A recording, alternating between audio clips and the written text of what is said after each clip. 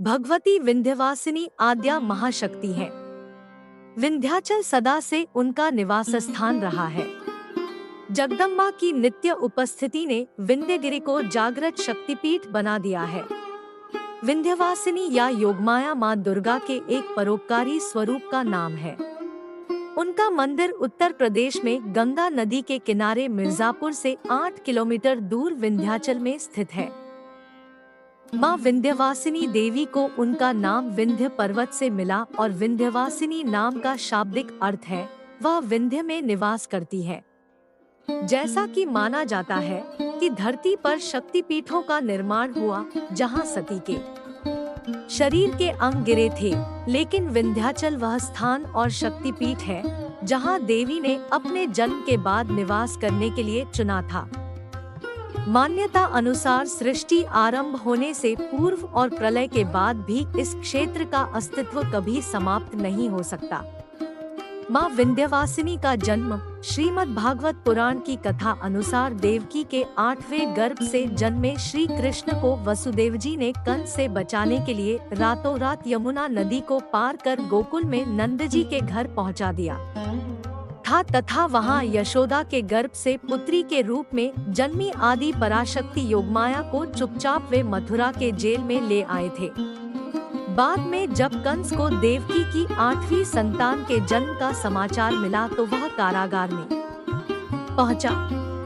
उसने उस नवजात कन्या को पत्थर पर पटककर जैसे ही मारना चाहा, वह कन्या अचानक कंस के हाथों से छूटकर आकाश में पहुंच गई और उसने अपना दिव्य स्वरूप प्रदर्शित कर कंस के वध की भविष्यवाणी की और अंत में वह भगवती विंध्याचल वापस लौट गई। शिव पुराण अनुसार माँ विंध्यवासिनी को सती माना गया है। सती होने के कारण उन्हें वनदुर्गा कहा जाता है। कहते हैं कि आदिशक्ति देवी कहीं भी पूर्ण रूप में विराजमान नहीं है, लेकिन विंध्याचल ही ऐसा स्थान है जहां देवी के पूरे विग्रह के दर्शन होते हैं।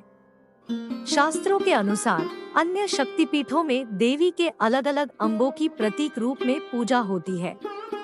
मान्यता अनुसार सृष्टि आरंभ होने से पूर्व और प्रलय के बाद भी इस क्षेत्र का अस्तित्व कभी समाप्त नहीं हो सकता। यहाँ लोग सिद्धि प्राप्त करने के लिए साधना करने आते हैं, जहाँ संकल्प मात्र से साधकों को सिद्धि प्राप्त होती है। श्रीमद् भागवत में उन्हें ही नंदा देवी कहा गया है, इसीलिए उनका अन्य नाम कृष्णानुजा है। इसका अर्थ यह कि वे भगवान श्री कृष्ण की बहन थी। इस बहन ने श्री कृष्ण की जीवन भर रक्षा की थी। इन्हीं योगमाया ने कृष्ण के साथ योग विद्या और महाविद्या बनकर कंस, चाणूर और मुष्टिक आदि शक्तिशाली असुरों का संहार कराया। बोलिए विंध्याचल वाली माता की जय। ऐसे ही रोचक वीडियो के लिए लाइक, शेयर और सब्सक्राइब करें। जय मां दुर्गा।